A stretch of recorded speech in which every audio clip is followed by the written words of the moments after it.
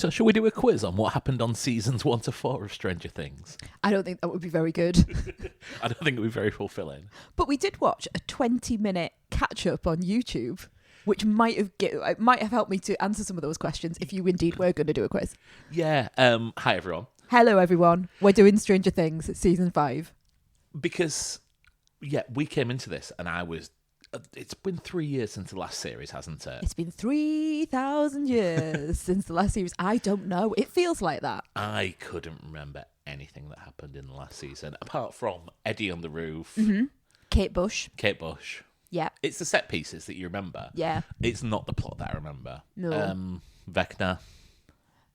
Yeah, and some scenes in the school, which is really helpful. Not really. I was like, that could be anything, couldn't it, from the 80s? Oh, that's Back to the Future. Oh, that's, Ferris Bueller. I'd forgotten that Max came back to life. I thought she'd died. Oh, yeah.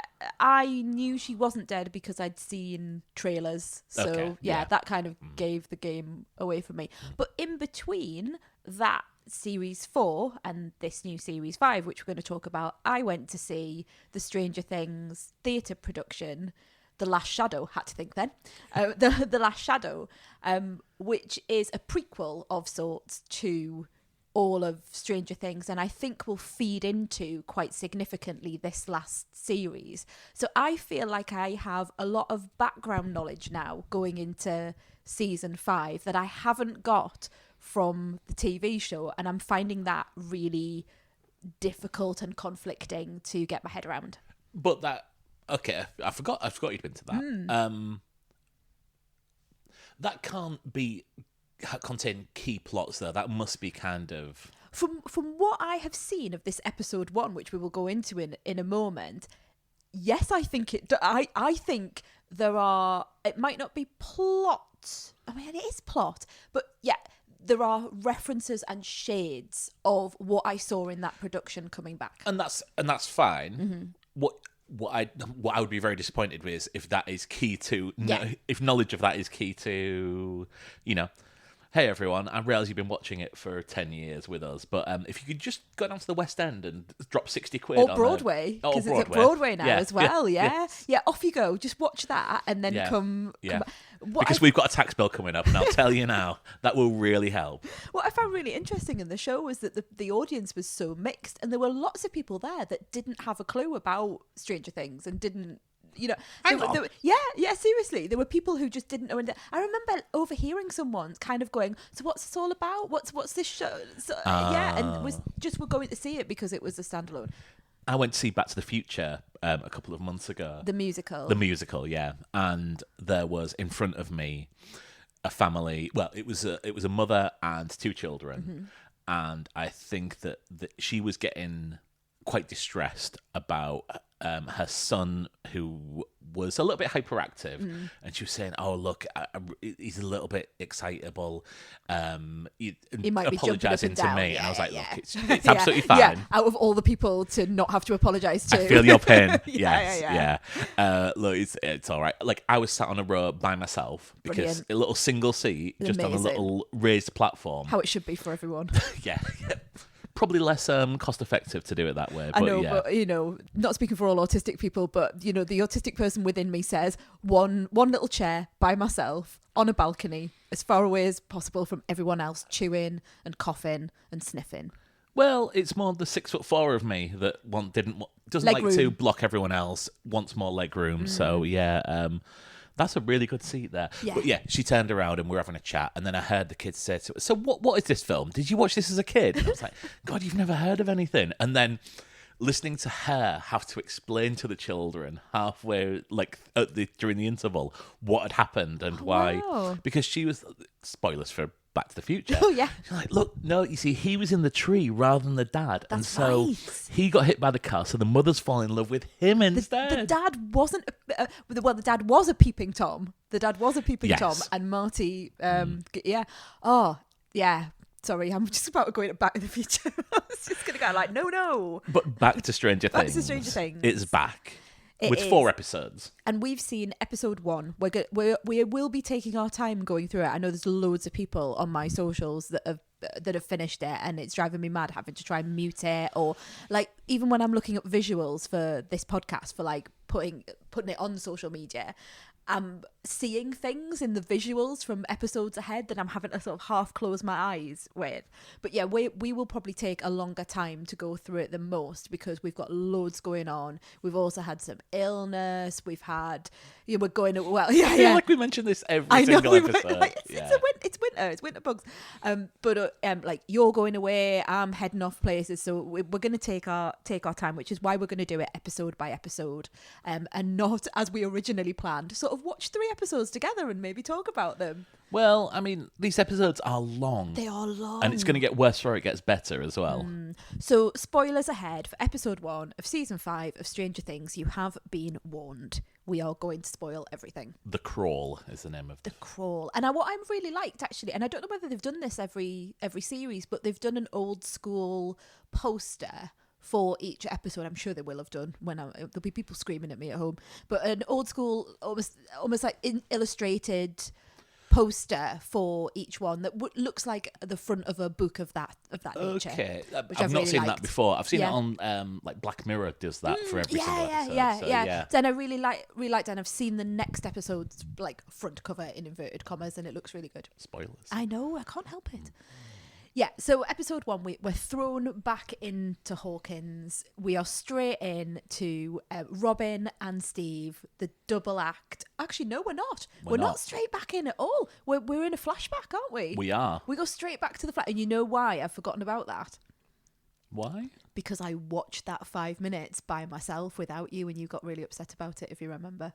So Netflix released the first 5 minutes of episode 1 as a standalone teaser, and I watched that the other day by myself. And I don't remember getting upset about it. Yeah, I think you had a face. I don't think I knew about you watching it. Yes, you did. I told you about it, and you said that I was going ahead and watching it without you. Well, I mean, I think that's and that it was fair. It was cheating. It is cheating. It's yes, because I do remember that now. last season I went ahead and watched a couple of episodes without you, didn't I? Yes, for anyone who wasn't listening at the time, there has been times where I've gone onto my Netflix and found okay, so we're still at the same point, and then I've gone to Elaine's profile and seen Stranger Things like 2 episodes ahead, which is just wrong. I'm really going to not do that this time, I do promise. But I did then go and watch the first 5 minutes by myself. I was just like, I just want to see. I just want to look and see. But yeah, you're totally right. Betrayal. I've got it wrong. The first 5 minutes is a flashback to Uncanny Valley Will. Yes. Will the Wise. Back in the Upside Down, back in 1983, I think it is. That's right, yeah. Original date, November 1983. And meeting Vecna for the first time. Obviously, Vecna, who the Duffer Brothers really, really knew was going to be here 5 seasons later. I'm sure if you go back to episode 1, he's like hiding in the trees, and Jamie Campbell Bower just getting a little cameo. We had 2 things, didn't we, during that, which was the uncanny valley of Will's face, which I thought was really well done. Apart from the eyes, they still can't get the eyes right. Okay, it took me 2 minutes to actually understand it was Will. Well, so I think you did turn to me almost near the end and go, "Is that meant to be Will?" Yeah, it's like, he's wearing his little not my proudest backpack moment. Yeah, and he's in his tent. But yeah, you're right. You know, how can you remember all these things? And then meeting Vecna, and Vecna sort of in a scene that really reminded me of Alien or Aliens. Sort of wrapping him up and putting him up against the wall, and then putting horrible gunk into him, which I found really, really distressing. As gets really it was a little bit of, it wasn't body horror, but it was body horror. It was, and him, if he was like knocked out, it would be fine, but it was the sounds of him straining and being distressed. Sorry, you want to knock out a child before? No, I would much prefer that someone was unconscious and that was happening to them, but rather than being conscious and having those things. Yes. So it's as you said at the time, because you turned to me and said, "Oh, this is them retrofitting Vecna into the universe," which is fair enough. That's what they're. We now have a big bad in this, which isn't just a unnamed monster like the Demogorgon or what was the one, Mind Flayer? The Mind Flayer. Yeah, we've now got an actual a character with with agency that we can boo and hiss. And who was originally human and was then forced into the Upside Down by Eleven. So then has this sort of almost a revenge thing of like, you did this to me and I am this way because of what you did. So I like it. I like the thing. I just wish maybe we had seen that earlier on in the earlier season, so it doesn't feel like it's just been shoved into season 4. Yeah. But all the way through this episode, we get the title reference of The Crawl. And I love the way that this episode built around. They mention The Crawl. You're not entirely sure what this is, but then it builds up and they really reveal a bit more information about how need everyone there at the certain time to do The Crawl. And then you get to the map and they show that they have done these. This is the map. This is what we're doing tonight. We've done 37 of these before. And Hopper's going to go in. Anyone else like us was considering the fact that some casting situation might have been happening at the time. Honestly, when David Harbour came on, we did do a comedy boo, and I'm really conflicted about that. I'm really conflicted because we don't know the ins and outs of the situation. He hasn't come and spoken about on his behalf. And Lily Allen has said that it is based on her experiences, but it isn't completely, totally the whole story. And I think I often feel very conflicted when the person breaks through the acting. So for example, I watched like Mark Ruffalo in a TV program recently called Task. Yes. And he was playing this old, this detective thing. And I know it's Mark Ruffalo, but I really believed him as that detective character. I've seen Mark Ruffalo play the Hulk. I've seen him do musical with Keira Knightley. But I believed him as that detective character. I was able to suspend my disbelief. Yes. When Harbour walked on to the set, I was unable to suspend my disbelief, and there's a sadness in me for that because I really loved that Hopper character. Like, I found him very I'm gonna say very attractive, which is but I really liked him. No, you did. No, That's I probably exactly did. what it was. Yes, he'd lost a child. Tick, obviously not tick, but for me, I understand that experience. He wasn't doing very well in his job. I could understand that, the grief and the bereavement. He found this new lease of life. Like, I felt he should, and aside from all of the personal life stuff, I really felt he should have died when we thought he had died. I thought that was very powerful, very moving, and I thought, they've actually done it. He's gone, and his arc has finished. When he then pops up in a Russian jail, and he's not really dead, I did feel a little bit like, oh, really? And when he arrived here, first of all, I had all of that, almost like, I have more information about dojos going on in my head when he comes on screen, and you every time he was on, you kept mentioning that, which was really, really funny. But it does take you out of the show as a show. Also, my other thing is he's got this beard that is straight out of Thunderbolts. So I don't know whether he did Thunderbolts before this or he's keeping it for after it. But every time I saw him, I was expecting him to do a very strong accent. It's possibly reshoots, and these are straddled in, and he needs to keep this for the reshoots. Yes, but it didn't seem like a thing that Hopper would do. It just didn't seem like Hopper. And obviously his body has changed quite significantly, but he's been in this Russian jail, so I can understand that. But he just didn't behave like Hopper behaved. Yes. So I found that hard to like I say, suspend my disbelief and go, oh well, that's Jim Hopper, who we've known from day one as this character. Yeah. I mean, he doesn't get a huge amount to do to begin with, but then as the scenes go on, and obviously he's gonna, with the crawl, him leading the crawl, there's going to be more to that. There is, as we go forward. Almost certainly, yes. But I'm kind of ready for, and this is nothing to do with Harbour, I'm kind of ready for Hopper to go now. I think he's fulfilled his purpose. Yeah. I mean, it's very unfortunate that someone who, like an actor, has been thrust into the limelight to the point where it is going to take you out of the show. And this has happened just a month before. It's so recent. Yeah. That it's the forefront of everyone's mind. Now, I don't know quite how the album has done worldwide. It might be a British thing that this is. I know that Lily Allen has probably become a name elsewhere because of it, but I'm not sure if that will reflect on people's feelings while they're watching the show of, oh, there's David Harbour who has a bag full of things in his Allegedly. Yeah, and that is it. Yeah, allegedly, like you say. Yeah, it is one side of the story that we've had. He has a right to reply, but has not executed it as far as I can tell from my following of the story. Can we talk about the themes of this series? Yeah, go on. Have the Duffer Brothers just took the group of four, say, well, I've got a really original idea. We're going to have Will be really, really out of it for the entire season and haunted by everything else.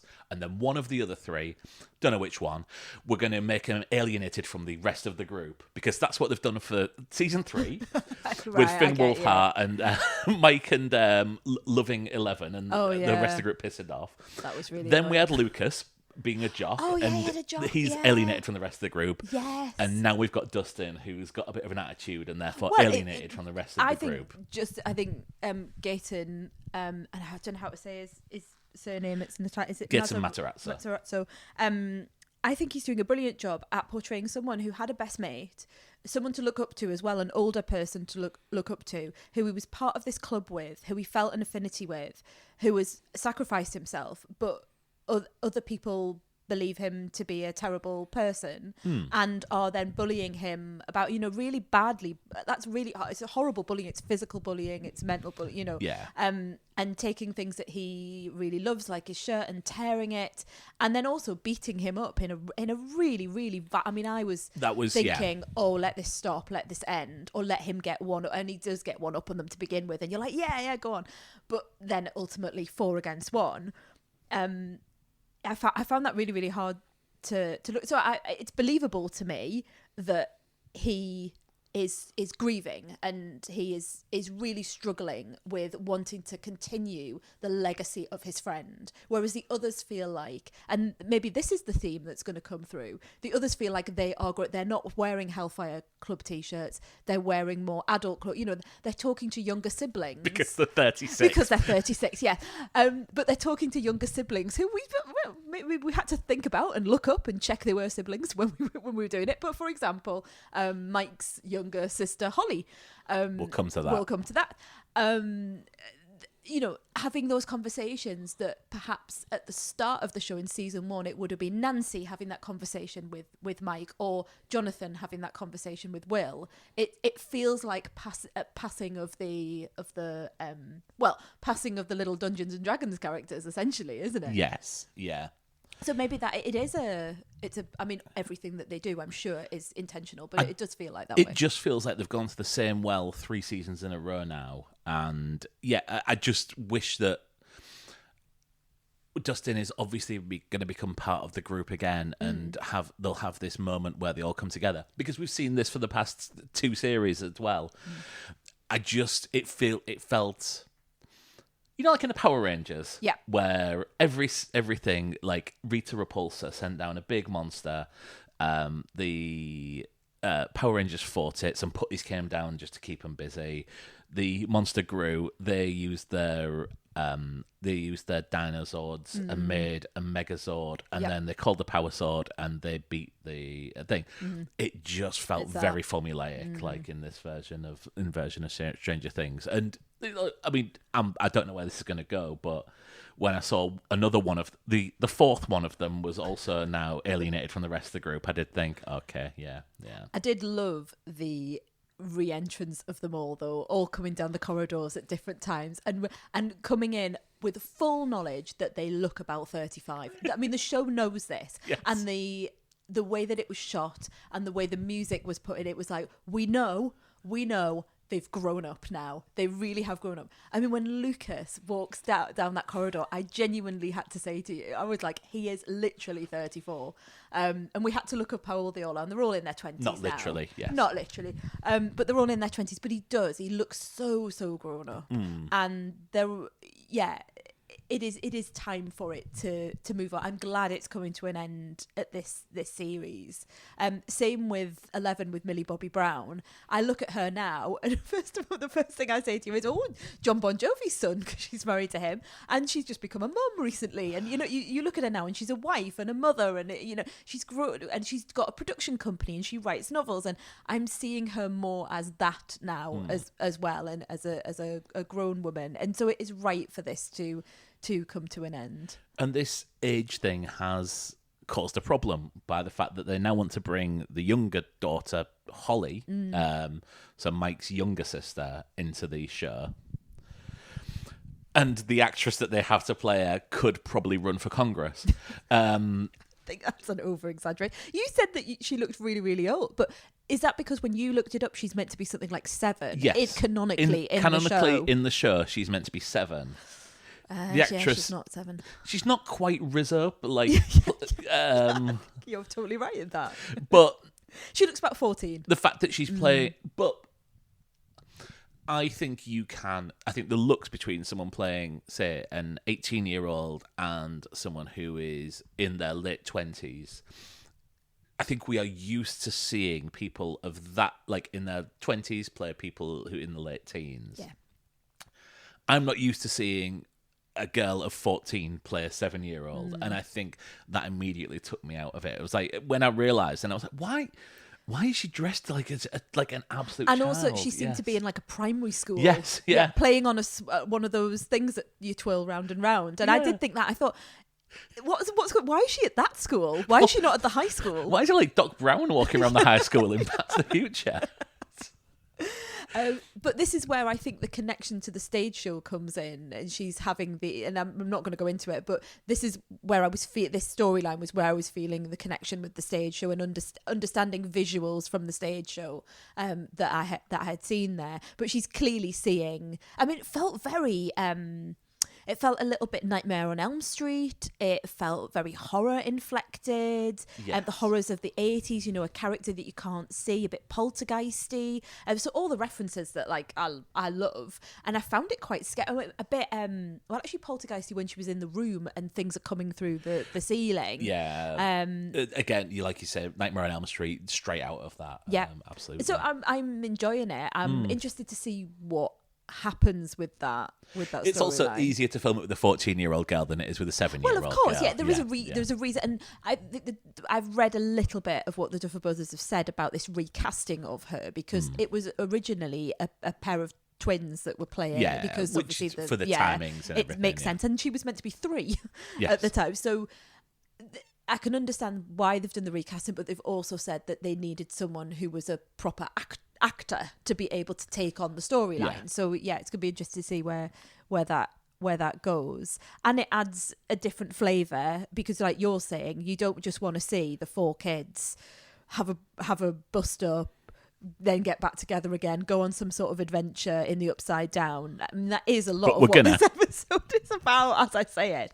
Hopper going through that. But you were right. I think I did not find myself bored at any point in this episode, which I was really worried about, because I thought 5 seasons in, I don't think I was that excited to get, people were doing the countdown. It was Thursday, and I was like, Thursday night, I hadn't even had a look at it. Friday came a lot, we took our time to get there. And I was ready to say to you, let's just do 20 minutes and we'll come back to it another night and another 20 minutes. It's really long. But we watched the whole thing in one go, and I enjoyed every bit of it. I really loved the relationship between Steve and Robin, for example. I love that radio, and going back to radio and Radio Shack and Bob and all that, the love of the radio and how that fits in throughout all of the series, but also how well tuned that was, no pun intended. But him sticking the laughter in, her sending love notes out to a girlfriend, all of those, but then in being able to tell about the crawl. So all of those tiny little details, which I love about Stranger Things, it's so detailed, it's so thought through. It captured my attention all the way along. And also that, if Dustin isn't there to solve the technical difficulties, what do? everyone has a role within the team. You say that. There was a lot of people sat around doing nothing for for people with a role. But yeah, I get the point. Yeah. It's an interesting start to the season. I think we all know where this ultimately ends up. Now, do you understand the release schedule of this? No. Okay. Obviously I don't. Okay. Come on then, break it down to me. So we've got 4 episodes now, which we can take our time over. I think we're going to have to. We then have, on Christmas Day, the next 3 episodes. What? But people are eating their lunch? And then the finale, the 8th episode, comes out on New Year's Day. Right. On New Year's Day? Yes. As you two once said. Right. Okay. Well, New Year's Day is fine. We're not doing anything then, are we? Surely not. I mean, I hate New Year, so... I know. Yeah. But yeah, apparently, so, I mean, we're... Christmas Day, I'm busy. I'm just busy. I can't watch 3 episodes on Christmas Day. Actually, according to IMDb, I thought they were all coming back on Christmas Day, but 6 and 7 come out on Boxing Day, apparently. Oh, but that's better. I believe that when I see it. Boxing Day. Yeah, we're building up to 2-hour episodes at that point anyway, so, Wow. Yeah. Oh, it's a lot, isn't it? It is. It's a lot. And then the reason I said to you, let's do a recording tonight, and let's, I keep saying we're going to be slow watching it, but we are going to watch it. It's because I'm so worried I'm going to get spoiled. And like, if people are watching it on Christmas Day, we are not going to be watching it on Christmas Day. We're going to be busy. We might. We won't be. We're going to be busy. It's unlikely we're going to even get through 1 episode on Christmas Day. Never mind 3. We just established that we're going to watch F1, so that's... Yeah. Okay. Thank you. I think that was a conversation we had off podcast. Thank you very much. But yeah, I'm worried that we're going to get some big thing's going to happen, and I'm just going to hear about, and then it's like, all right, okay, great. I wish, and I understand the model is you release it in tranches, but that's just not maybe I'm just the wrong generation is what I'm thinking, like back in the day, if I was 15, I would be sat in my bedroom watching Stranger Things, I wouldn't have an iPad or a tablet or anything at the time, because, I'm ancient. But now, if I was that age, I would be able to go off and watch it by myself without having to clog up the whole of the TV for everyone else. And you could get up early and watch it and all of those things. You could go to watching parties or whatever. But I just think at 45, I'm like, I just don't have the time, and I don't want to be spoiled. So yeah. Okay. Yeah. But yeah, thank you for taking me through the schedule, because I wouldn't have known otherwise. I knew it was going to be released in these little groups, but I didn't quite figure out that it was Christmas and New Year. Yeah. I mean, how do you feel about it? Of the release schedule? Yeah. I mean, I'm glad that it's not all in one. I much prefer to have a bit of distance between it. I think this is probably the best of both worlds in that people can watch it an episode a week. Now, obviously, Christmas and New Year, you've got people tend to have a bit more time. So, although they've got engagements, so I think I can put up with them 3 episodes being released a week. I mean, they don't have a 6-year-old that won't allow you to watch anything else on the television other than his own programs. Yeah, should we talk about the release schedule of Yakady or Hey Dougie? Because they drop a lot of episodes at once. But he let me watch a little bit of Alan Titchmarsh this morning, but like literally 10 seconds, and then there was... I feel you've wasted your opportunity. I did. I was just like, I'd just like to watch something else that isn't children's TV, and he let me watch a bit of that. So I don't think we're going to be watching Stranger Things. Yes, our TV czar is... yes. He's our dictator. Yes. Okay, anything else to say about this first episode? Not particularly. No. I didn't necessarily notice many... there are themes of other films and everything like that, but I didn't notice any direct references to any of them. I thought there might have been, and you will correct me on this is not my forte, but I thought there might have been a bit of a Rambo reference with Eleven running through the forest with the red tie around her head. That gave me Rambo, and the little shorts over the top of training trousers. I don't know what training trousers are. You know what I mean? Like sports trousers. Yeah. I thought there was a little bit of a Rambo reference to that. Oh no, not Rocky. Rocky's the boxing. Rocky's boxing. Yeah. So yeah, it felt like Rambo. Also felt like an costume you might find like John Travolta wearing at some point in the 80s as well. Might be Staying Alive. That's what I'm thinking of. Yeah, that rings a bell. Obviously, I had the Aliens reference. We've had lots of, like you say, Nightmare on Elm Street and Poltergeist and that sort of thing. There's probably loads more that everyone's screaming at, or that Digital Spy will have done 20 Easter eggs you missed in episode 1 of Stranger Things. That will 100% be out now. Yeah, I know. I was just really happy with it as a comeback episode. I was glad that my mind was kept whirring all the way through. I was laughing a lot. I was enjoying it a lot. I was, internally clapping quite a bit, in that sort of like, oh yeah, and, that sort of thing. Mark's showing me a photograph of John Travolta Staying Alive. So he's got a headband and he's got tiny little shorts on, but he isn't wearing much else. No. That wasn't quite the look that 11 was going for. Yes, no, I don't think so. Yeah, I'm happy to leave it there if you are. Yeah, I am. Yeah, I mean, I'm glad with the comeback. I like you. I was not excited about this at all. It feels like its time has probably passed in terms of like being at the forefront of popular culture. But I'm glad to spend time with these characters again, even if I am disappointed that we're going through the same themes over and over. We'll see you sometime next time we get a chance to watch an episode. Next time we get another episode. So no, we'll see you next time. Next time we get a chance to watch an episode. And if you haven't subscribed already, now is a really good time to subscribe, because then they will just land in your pod. What do you call them? Pod app of choice? Is that what I'm meant to say now?